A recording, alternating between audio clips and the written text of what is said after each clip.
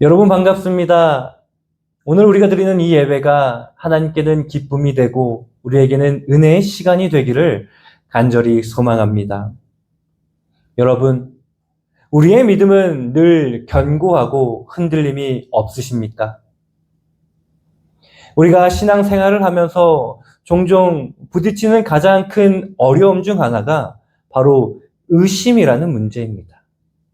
믿음이라는 것은 분명하고 확고한 확신에서 시작되지만 삶의 현실 속에서 우리는 수없이 흔들리고 또 불확실한 순간을 맞이할 때가 너무나 많이 있습니다. 예배를 드리고 말씀을 드릴 때는 우리의 마음 깊이 뜨거운 감동을 받고 주님을 향한 사랑으로 가득 차지만 막상 삶의 현장으로 우리가 돌아가게 되면 우리의 마음은 금세 걱정과 두려움, 또 의심의 안개로 뒤덮이곤 합니다. 성경에서 믿음이 가장 강력했던 사람 중 한 사람인 세례 요한조차도 자신의 삶에 어려움이 닥쳤을 때 의심하는 순간이 있었습니다. 누가복음 7장 20절에서 세례 요한은 자신의 제자들을 보내 예수님께 이런 질문을 했습니다. 오실 그이가 당신이오니까 우리가 다른 일을 기다리오니까. 여러분, 세례 요한은 예수님을 보고 직접 하나님의 어린 양이다라고 선언했던 사람입니다. 그런데도 그는 어려운 순간, 그 순간에 의심을 느꼈습니다. 이처럼 믿음이 좋은 사람조차 삶이 고통스럽고 힘겨울 때 흔들릴 수 있다라는 것을 성경은 우리에게 숨기지 않고 그대로 보여주고 있습니다. 오늘 우리가 함께 나눌 본문의 제자들도 마찬가지였습니다. 그들은 3년 동안 예수님과 함께 생활하며 수많은 기적들을 그들의 눈으로 직접 보았습니다. 그들은 예수님이 누구이신지도 정확히 알고 있었습니다. 그러나 십자가 사건 이후 제자들은 철저히 무너졌습니다. 그들이 믿고 따르던 예수님께서 십자가에서 처참하게 죽으시자 그들은 두려움과 절망 속에 문을 걸어 잠그고 숨어 있었습니다. 제자들의 마음 가득 찬 것은 예수님을 향한 믿음이 아니라 두려움과 의심뿐이었습니다. 그런 제자들에게 예수님께서 친히 나타나십니다. 예수님은 두려움과 의심 속에 갇혀있던 제자들에게 오늘 평안을 주십니다. 하지만 그 순간에 함께 있지 않던 도마는 예수님의 부활을 전혀 믿으려 하지 않았습니다. 그는 자신의 눈으로 직접 예수님의 못자국을 보고 손으로 만져보지 않으면 믿지 않겠다라고 단호하게 말했습니다. 그래서 도마는 역사상 가장 유명한 의심 많은 사람이라는 별명을 갖게 되었습니다. 그러나 성도 여러분, 오늘 우리가 함께 본문을 살펴보면서 기억해야 할 것은 단지 도마의 의심이 아니라 바로 그 의심을 넘어 믿음의 확신으로 나아가는 과정입니다. 도마의 모습 속에서 우리는 우리의 모습을 발견하게 될 것입니다. 우리 안에도 때로는 의심이 찾아옵니다. 때로는 두렵고 막막한 현실 앞에서 하나님을 향한 믿음이 흔들릴 때가 있습니다. 그런 우리에게 필요한 것은 무엇일까요? 오늘 말씀을 통해서 우리는 의심을 넘어 믿음의 확신으로 나가는 길이 무엇인지 함께 살펴보고자 합니다. 또한 오늘 말씀을 듣는 동안 여러분 마음속에 하나의 질문을 품으시길 바랍니다. 나는 지금 의심에서 확신으로 나아가고 있는 것인가? 이 질문을 우리의 마음에 품고 함께 말씀을 살펴보기를 원합니다. 사랑하는 성도 여러분, 제자들의 모습을 한번 떠올려 봅시다. 그들은 지난 3년 동안 예수님과 함께 하면서 수많은 기적과 표적을 경험했습니다. 물 위를 걸으시는 예수님을 만났고 오병이어로 5천 명을 먹이신 예수님을 바라보았고 죽은 나사로를 살리신 예수님을 직접 목격했습니다. 그런데 그렇게 놀라운 경험을 했던 제자들이 지금 어디에서 무엇을 하고 있습니까? 요한복음 20장 19절의 말씀입니다. 이날 곧 안식 후 첫날 저녁 때에 제자들이 유대인들을 두려워하여 모인 곳에 문을 닫았더니, 여러분, 이 장면을 한번 우리가 상상해 봅시다. 그들이 모인 방은 아마도 어둡고 무거운 침문만 흐르고 있었을 것입니다. 문은 굳게 잠겨 있었고 모든 창문은 닫혀 있었을 것입니다. 제자들은 마음속에 가득 찬 두려움 때문에 서로의 얼굴도 제대로 보지 못했을 것입니다. 그렇다면 이들이 이렇게 두려워했던 이유가 무엇입니까? 바로 자신들도 예수님과 같이 잡혀가서 처형당할지 모른다는 공포 때문이었습니다. 그런데 이상하지 않습니까, 여러분? 그토록 놀라운 기적을 직접 목격하고 예수님의 말씀을 바로 옆에서 들었던 그들이 왜 이토록 쉽게 무너졌던 것일까요? 왜 믿음으로 강하게 서 있지 못하고 두려움과 의심 속에 빠져 있었던 것일까요? 여러분, 사실 이것이 바로 우리 모두의 현실이기도 합니다. 믿음이 좋을 때는 무엇이든 이겨낼 수 있을 것 같고 하나님의 사랑과 능력이 너무나 선명하게 느껴지기도 합니다. 그러나 막상 우리 앞에 크고 작은 문제와 어려움이 닥쳐오면 우리의 마음속에 불안과 의심의 그림자가 찾아옵니다. 기도를 해도 당장의 응답이 없고 상황은 점점 더 어려워지고 하나님이 정말 나와 함께 하시는지 의심이 찾아옵니다. 제자들의 모습이 바로 오늘을 살아가는 우리 자신의 모습과 크게 다르지가 않습니다. 그러나 오늘 본문의 놀라운 사건은 바로 여기에 있습니다. 두려움과 의심에 가득 찬 제자들이 모인 그 방에 갑자기 예수님께서 친히 나타나십니다. 19절의 하반절을 보겠습니다. 예수께서 오사 가운데 서서 이르시되 너희에게 평강이 있을지어다. 여러분, 예수님께서는 두려움과 의심 속에 갇힌 제자들에게 가장 필요한 것이 무엇인지를 너무나 정확하게 아셨습니다. 그들에게 가장 절실했던 것은 평강이었습니다.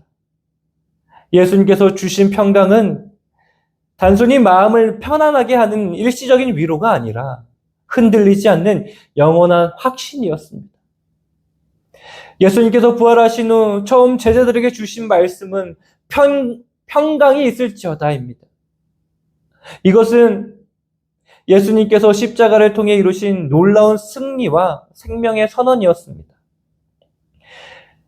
예수님께서 보여주신 손과 옆구리의 상처는 제자들이 보기에 끔찍한 고통의 흔적이 아니라 죽음을 이기시고 승리하신 생명의 표징이었습니다.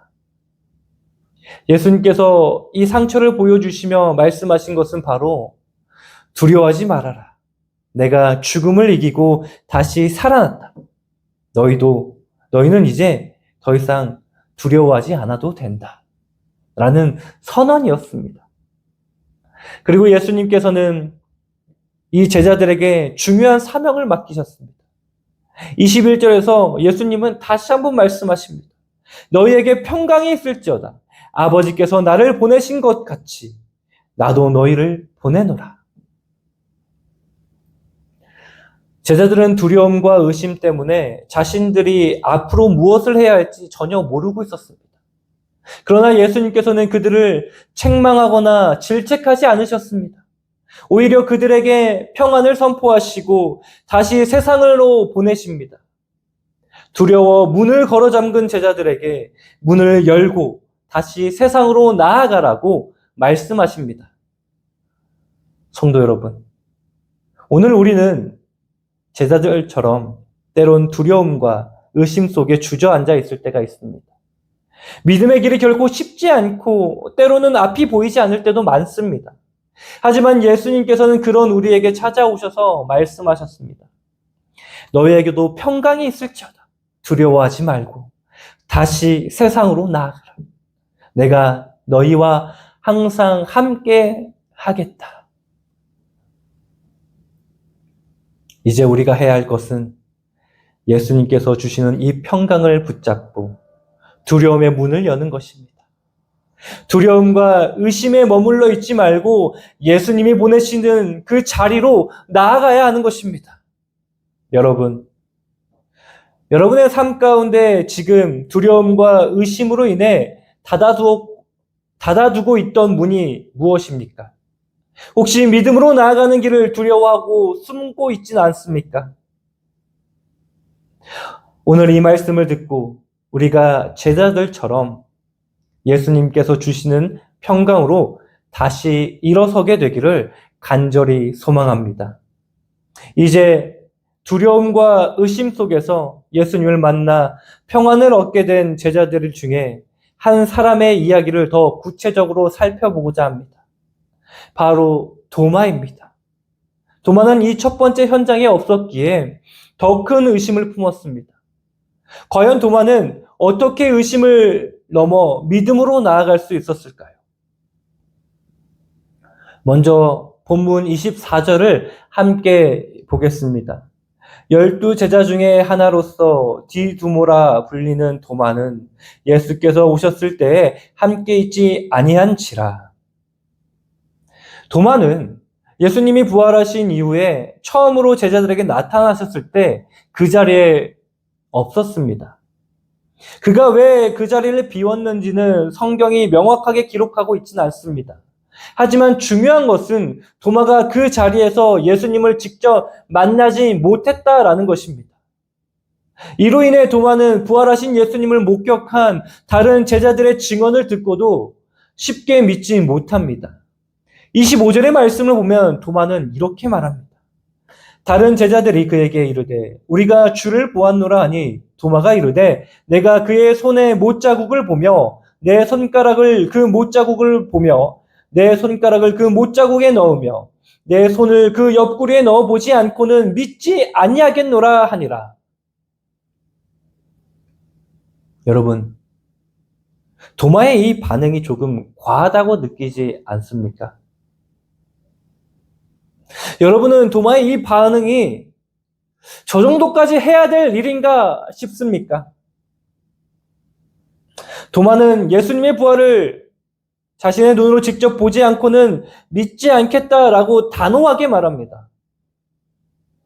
이 말 때문에 우리는 흔히 도마를 의심 많은 도마라고 부릅니다.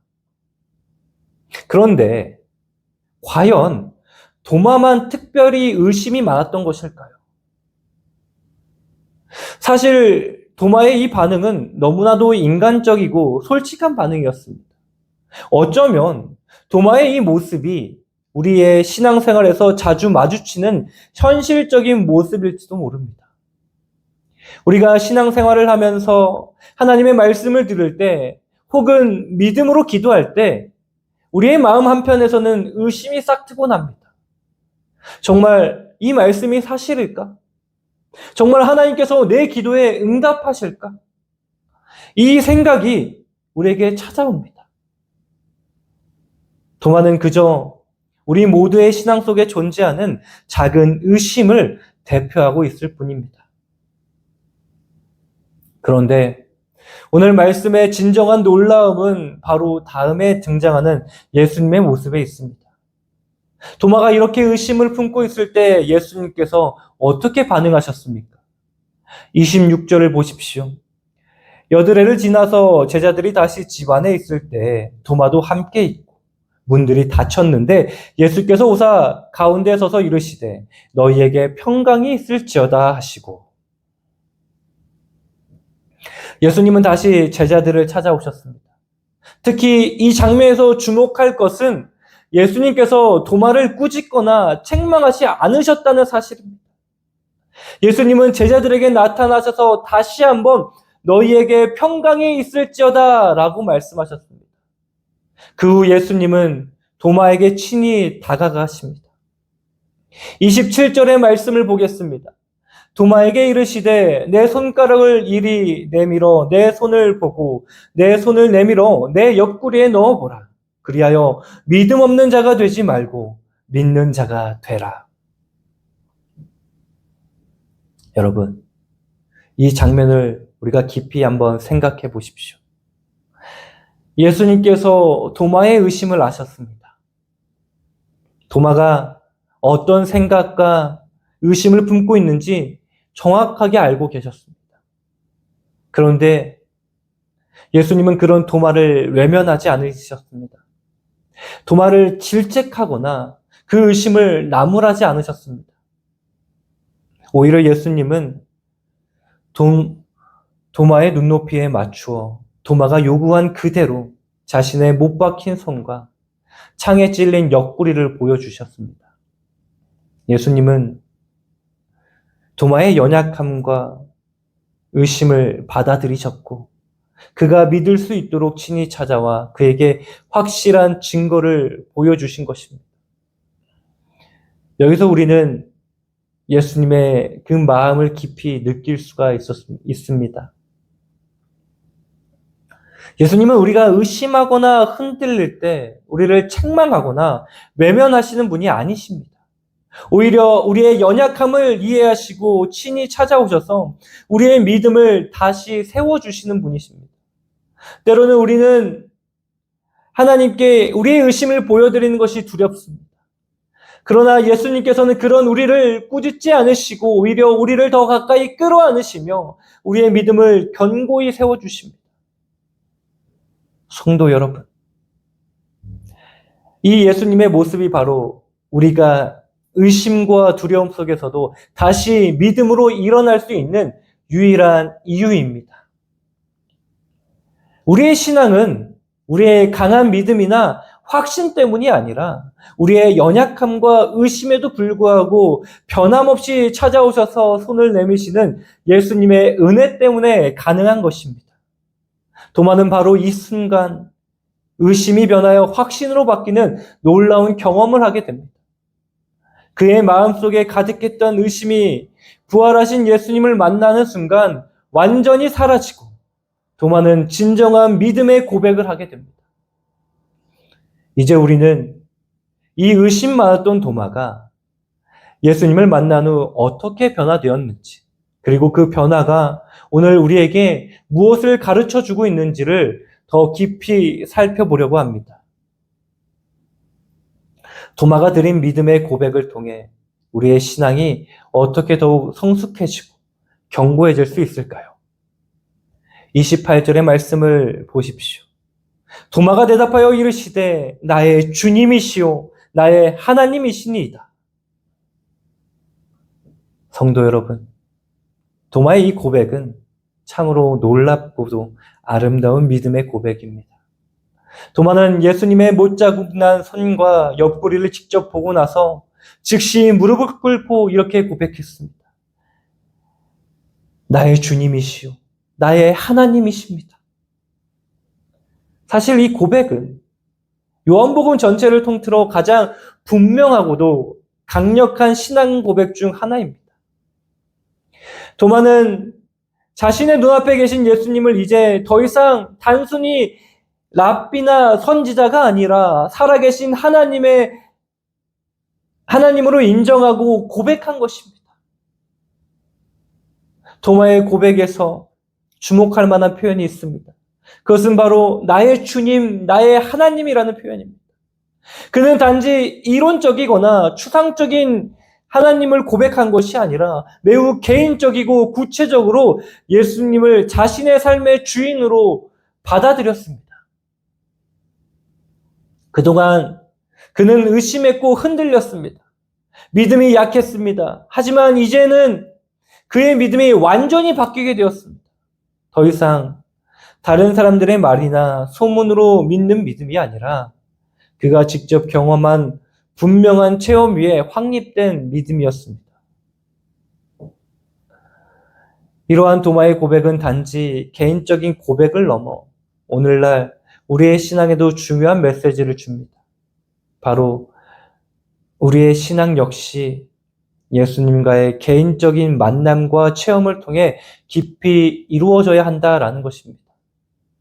여러분, 진정한 믿음이란 다른 사람이 전하는 이야기를 그리고 또 전통적인 지식만으로는 결코 만들어질 수 있는 것이 아닙니다. 물론 그런 것들이 신앙의 출발점이 될 수는 있습니다. 그러나 우리의 믿음이 진정으로 견고해지고 변화가 되려면 예수님을 나의 주님으로, 나의 하나님으로 직접 만나고 경험해야 하는 것입니다. 이어서 예수님은 도마에게 아주 중요한 말씀을 주십니다. 29절을 보십시오.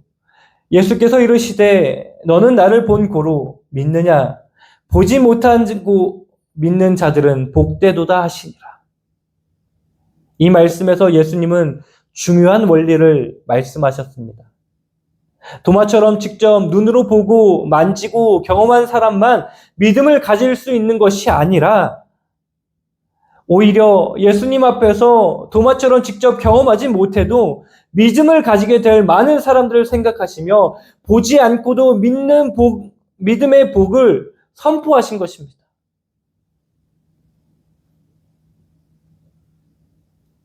여기서 중요한 사실은 예수님께서 앞으로 우리와 같은 사람들을 염두에 두셨다는 점입니다.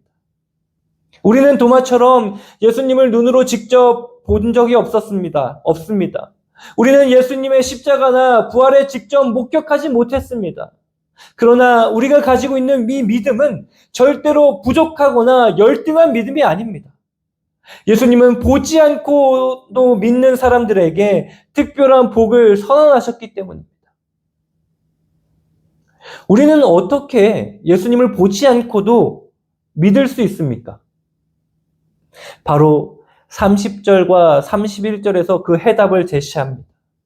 예수님께서 제자들의 앞에서 이 책에 기록되지 아니한 다른 표적도 많이 행하셨으나 오직 이것을 기록함은 너희로 예수께서 하나님의 아들 그리스도이심을 믿게 하려 함이요 또 너희로 믿고 그 이름을 힘입어 생명을 얻게 하려 함이니라.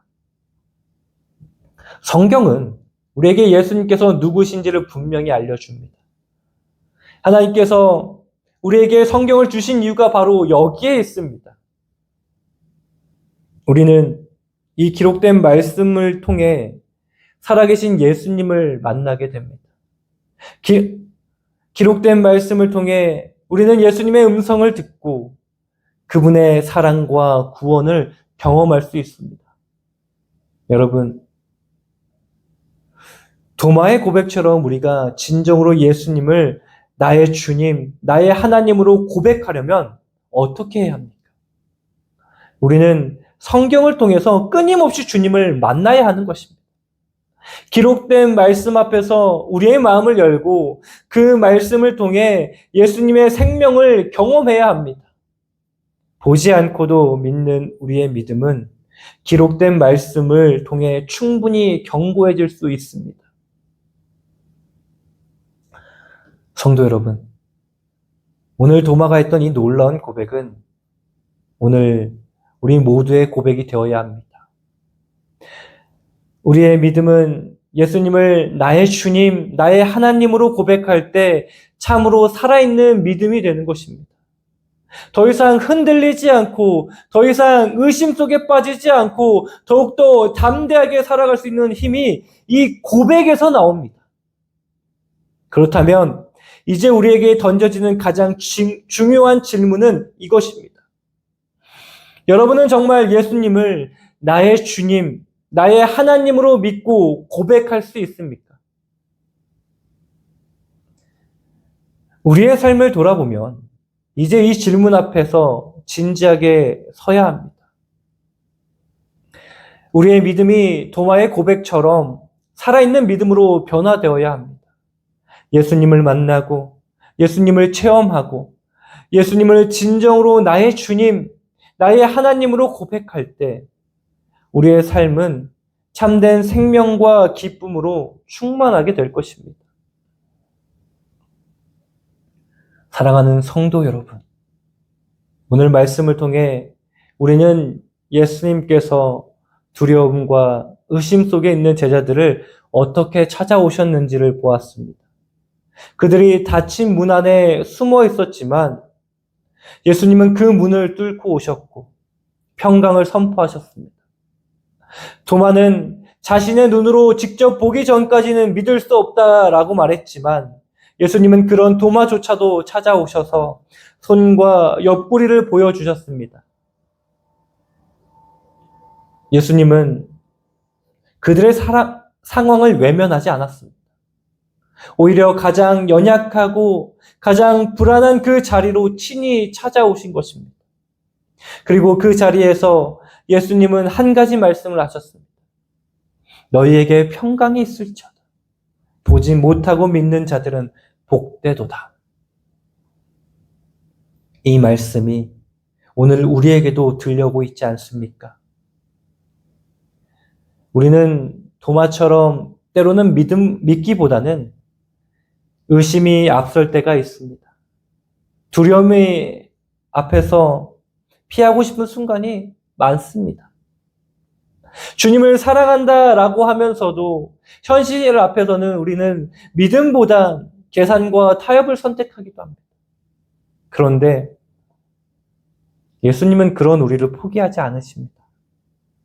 여전히 지금도 우리를 찾아오십니다. 그분은 우리에게 믿음 없는 자가 되지 말고 믿는 자가 되라고 말씀하십니다. 이 말씀은 단순한 명령이 아니라 우리 삶 전체를 향한 초대입니다. 주님을 나의 주, 나의 하나님으로 고백하며 살아가라는 부르심입니다. 도마는 그 한마디의 고백을 통해 인생을 바꾸었습니다. 전승에 따르면 그는 인도까지 가서 복음을 전했고 결국 순교의 삶을 살았습니다. 예수님에 대한 고백은 그의 삶의 방향을 송두리째 바꿔놓았던 것입니다. 사랑하는 여러분, 우리는 도마보다 더욱 복된 자들입니다. 우리는 보지 않고 믿는 자들입니다. 예수님은 그런 우리를 향해 복되다라고 말씀하셨습니다. 그런데 그 복됨이 단지 마음속의 위로로만 끝나서는 안 됩니다. 복된 자는 복된 삶을 살아야 합니다. 고백하는 자는 그 고백대로 살아야 합니다. 그러나 중요한 것은 이것은 억지로 율법적으로 주어진 의무가 아니라는 것입니다. 오히려 사랑에 대해 반응이며 은혜에 대한 감사입니다. 두려움 속에서도 우리를 찾아오시는 주님, 의심에도 불구하고 포기하지 않으시는 주님, 나를 위해 손과 옆구리를 내어주신 그분을 만났기에 우리는 살아가는 방식이 달라질 수밖에 없는 것입니다. 그래서 오늘 우리가 스스로에게 던져야 할 질문은 단 하나입니다. 나는 지금 예수님을 어떻게 고백하며 살아가고 있는가? 이 질문은 단지 오늘 예배에서의 감정적인 반응으로 끝나서는 안 됩니다. 이 질문은 내일 아침의 선택에서 다음 주의 삶의 태도에서 관계 속의 반응에서 드러나야 합니다. 예수님을 주님으로 고백하는 삶은 말보다 조용한 순종으로, 행동보단 깊은 신뢰로, 눈에 띄는 헌신보단 흔들리지 않는 믿음으로 증명되어져야 합니다. 여러분, 주님은 오늘도 우리에게 찾아오십니다. 그분은 오늘도 이렇게 말씀하십니다. 평강이 있을지어다. 보지 못하고 믿는 자들은 복되도다. 이제 이 말씀 앞에서 여러분은 어떻게 응답하시겠습니까? 오늘의 고백이 내일의 삶으로 이어질 수 있도록 우리 모두가 그 복된 길을 함께 걸어갈 수 있기를 간절히 바랍니다. 주님이 우리를 믿음의 자리로 초대하실 때 그 부르심 앞에서 삶으로 고백하는 사람으로 응답하는 저와 여러분이 되시기를 주님의 이름으로 간절히 축원합니다.